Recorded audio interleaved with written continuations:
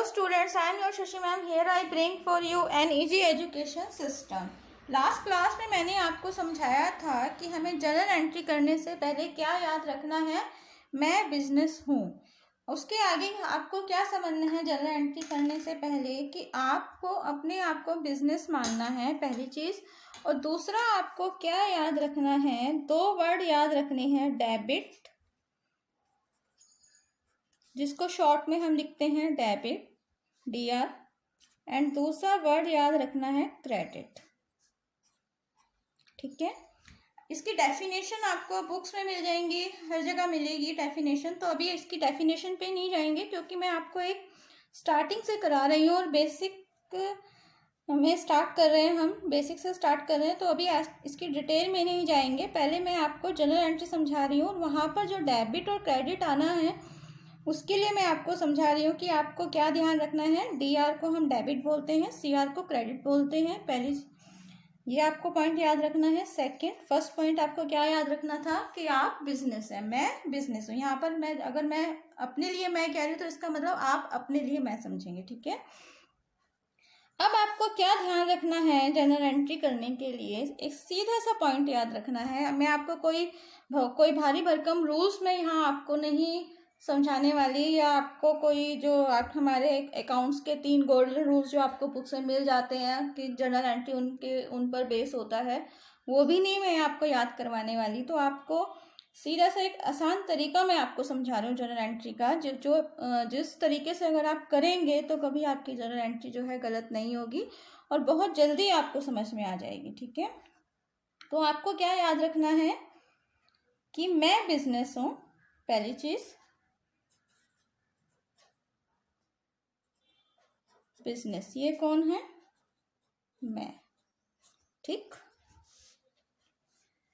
अब as a business मेरे पास जो चीज आ रही है, कुछ भी आ रहा है,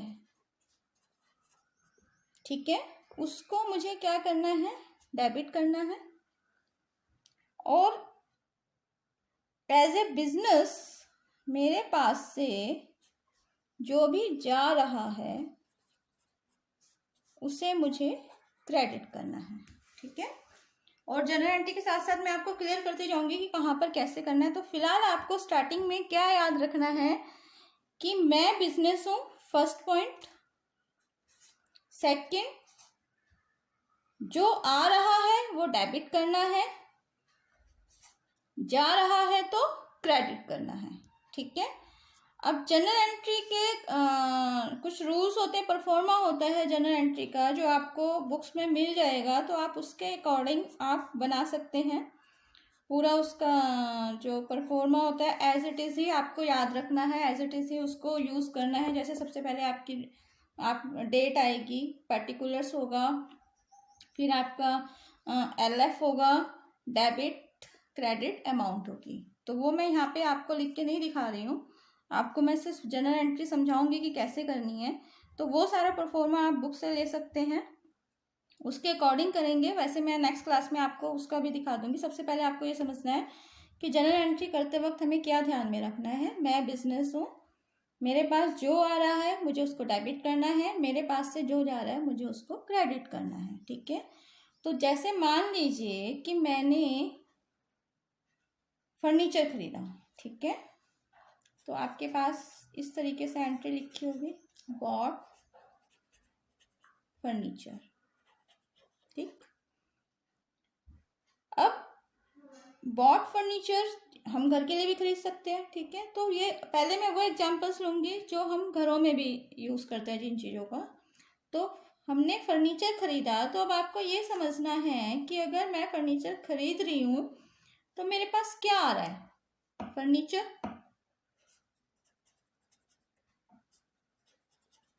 ठीक है, और क्या जा रहा है, अगर मैं कैश पेमेंट कर रही हूं तो कैश जा रहा है।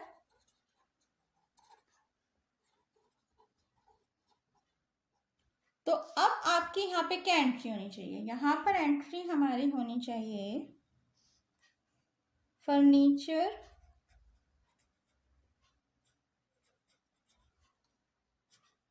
अकाउंट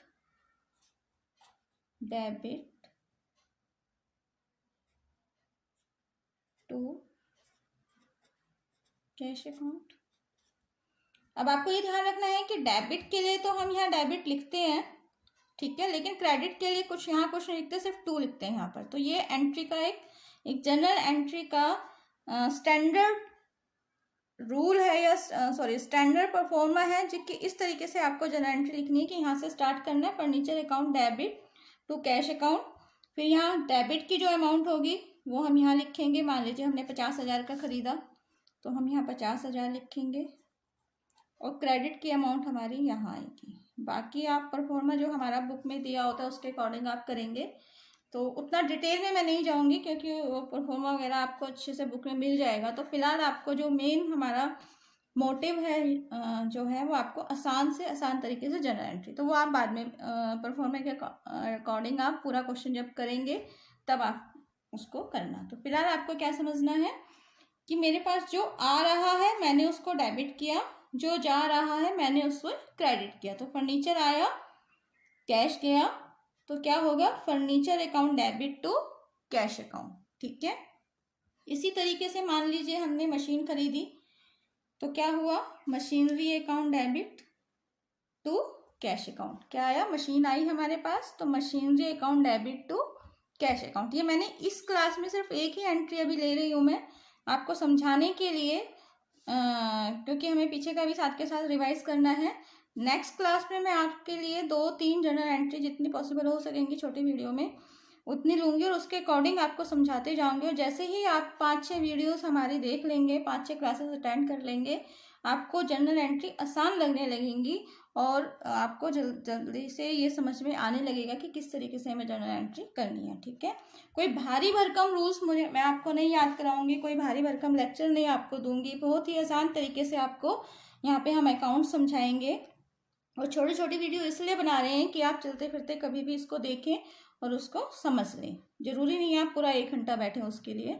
तो यहाँ पे अब आपको क्या याद रखना है, मैं बिजनेस हूँ, मेरे पास जो आ रहा है मुझे डेबिट करना है, मेरे पास से जो जा रहा है मुझे क्रेडिट करना है। अभी आपको सिर्फ इतना याद रखना है। उम्मीद करती हूँ आपको समझ में आया होगा। और लास्ट में मैं यही कहना चाहूँगी कि अगर अभी तक आपने हमारे चैनल को सब्सक्राइब नहीं किया है तो ज़रूर सब्सक्राइब करें, लाइक करें, शेयर करें। Thanks a lot.